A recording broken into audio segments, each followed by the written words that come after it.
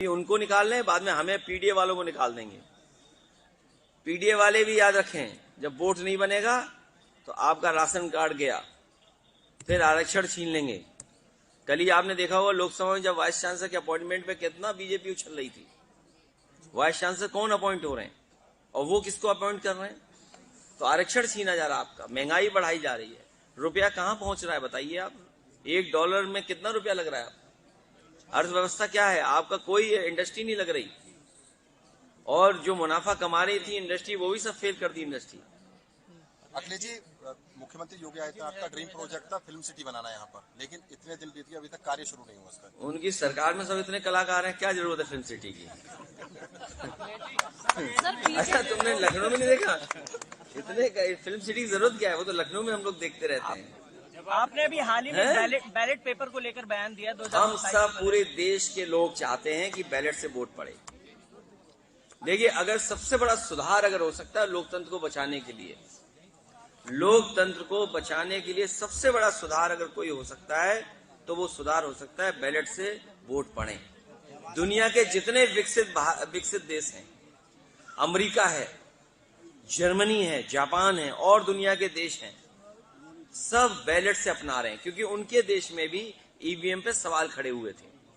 और जर्मनी के supreme court, जो सबसे बड़ा कोर्ट है, उसका यह ऑर्डर है कि अगर ईवीएम से वोट पड़ता है तो वो अनकॉन्स्टिट्यूशनल माना जाएगा।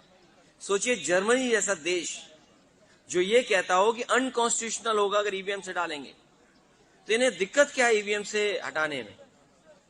आज जागरूक ही नहीं है लोग। ये व्हाट्सएप तो 5 साल में सीख पाए चलाना, कितने साल में सीख पाए बताइए आप? एक मशीन, फिर 2 मशीन, एक ईवीएम, फिर वीवीपैट। तो मशीनों क्या जरूरत है आपको? और कौन वोट डाला सीसीटीवी आपको देंगे नहीं रिकॉर्डिंग। कुंदरकी के चुनाव में और मीरापुर के चुनाव में पुलिस पूरी प्राइवेट ड्रेस पहन करके वोट डाली है। मैं तो कहता हूं ये बात अगर मेरी गलत है तो सीसीटीवी दिखा दे जनता को। पूरा कुंदरकी का बाई इलेक्शन में प्राइवेट ड्रेस में पुलिस ने वोट डाला है। मीरापुर के चुनाव में पूरा पुलिस ने वोट डाला है। याद कीजिए वो रिवॉल्वर से कैसे वोट को रोका जा रहा था। तो ये बातें क्या हम भूल गए क्या? आपके सब में आर्काइव होगा, जितने ये कैमरे टीवी चल रहे हैं सबके आर्काइव है। वो पुलिस ने प्राइवेट डाल करके डाल दिया वोट, प्राइवेट ड्रेस पहन करके। सर देंगे नहीं, क्या मतलब? देखिए ऐसा है, सुनो, ये नहीं मैं बता दूं आपको। नहीं, एक मिनट, नहीं ऐसा नहीं। ये हमारा पत्रकार साथी नोएडा के रहने वाले होंगे या वेस्टर्न यूपी के? मैं बलिया का हूं। अरे तब तो जानते होंगे। अच्छा देखिए, हाँ ये ठीक है। मैम, बलिया में चुनाव लड़े थे विनय तिवारी जी, याद है? ये विनय तिवारी जी के क्या थे बताओ?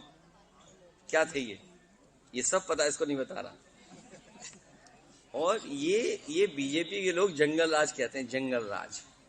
असली जंगली कौन होता है ये पता है आपको? जो पीडीए के परिवार के लोगों का घर गंगा जल से धुलवाता है। जो लोग, याद रखना, हम कोई भेदभाव नहीं पैदा कर रहे हैं, लेकिन अगर किसी के घर को आप गंगा जल से धुलवाएंगे तो आप जंगली हैं। किसी के मंदिर जाने के बाद मंदिर परिसर गंगा जल से धुलवाओगे तो आप जंगली हैं।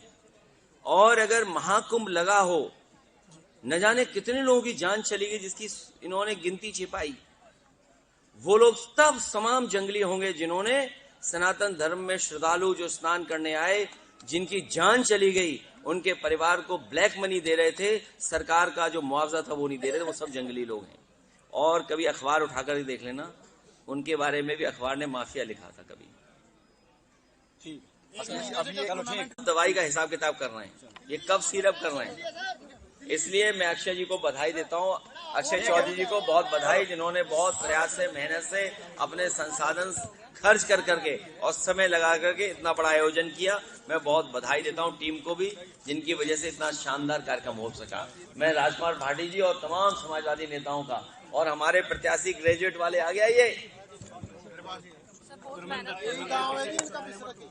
इनका भी गांव यही है। हमें उम्मीद है कि सभी कार्यकर्ता मिलकर के इनकी मदद करेंगे, सहयोग करेंगे। अगर घुसपैठी है तो उन्हें सरकार को इस्तीफा दे देना चाहिए। अगर घुसपैठी 11 साल के बाद ढूंढ रहे हो आप, तभी मैंने कहा ये एसआईआर नहीं है, एनआरसी है। एसआर के बहाने एनआरसी कर रहे हैं। अभी उनको निकाल रहे हैं, बाद में हमें पीडीए वालों को निकाल देंगे।